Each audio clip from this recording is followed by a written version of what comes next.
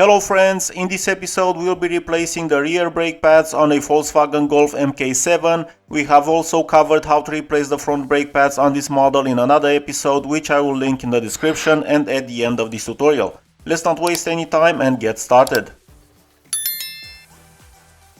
First you'll need to retract the calibration screws from the brake caliper pistons. Using VCDS, go to Select, then ABS Brakes, followed by Basic Settings, select Start Lining Change Mode, and then press Go. At this point you'll hear the electric motors retracting the calibration screws.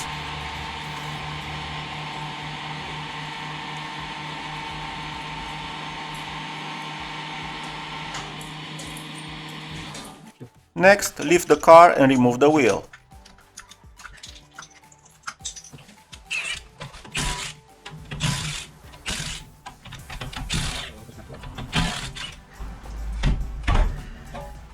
Place the removed wheel and the jack stand under the car as safety measures.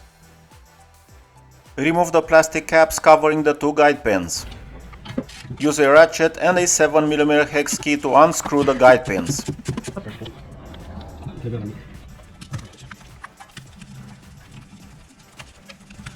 An electric wrench can make this task easier.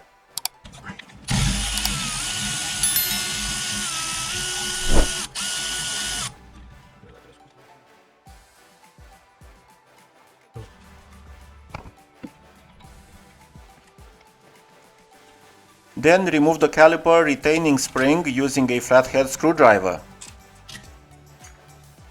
To slightly compress the caliper piston, you can use a large flathead screwdriver inserted through the caliper opening or simply pull the caliper outward with some force. Now you can lift the caliper and remove the old brake pads.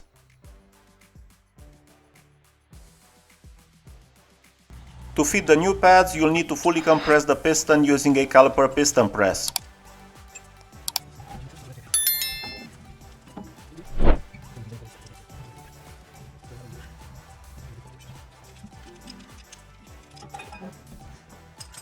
Check that you've received the correct brake pads. Everything looks good, so let's proceed. On the pad with the spring, you'll see the piston's mark, so the new spring-equipped pad will be installed on the inner side. Use a file to clean off rust or other deposits from the brake pad rails and the rotor.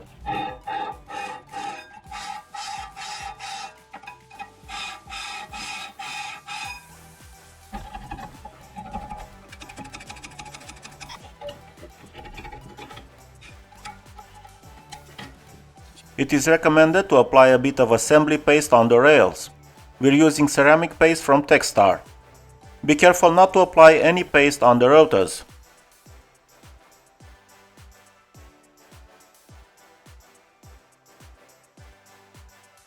Now we can insert the new brake pads.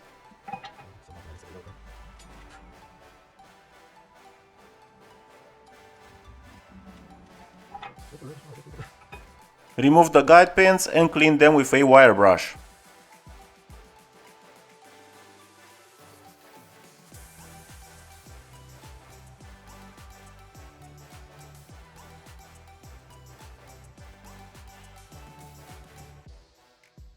Screw the guide pins back in place.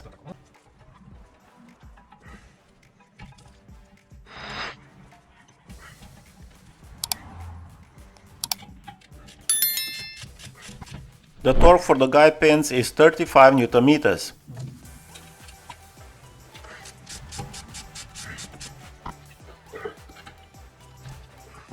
Reinsert the plastic caps.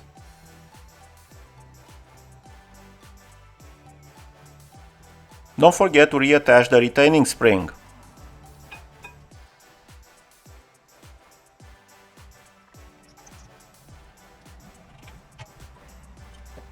Press the brake pedal a few times and check that the rotor spins freely afterward. Everything looks good, so you can mount the wheel back on and lower the car. The torque for the lug nuts is 140 Nm.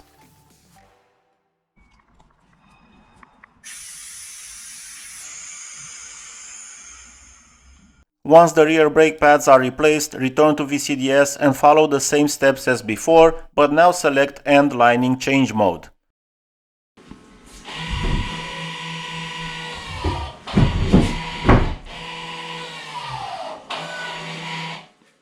And that's it guys, thank you for watching. If you find our tutorials helpful, don't forget to like, leave a comment and hit the subscribe button, it is completely free. Until next time, all the best and good luck with your work.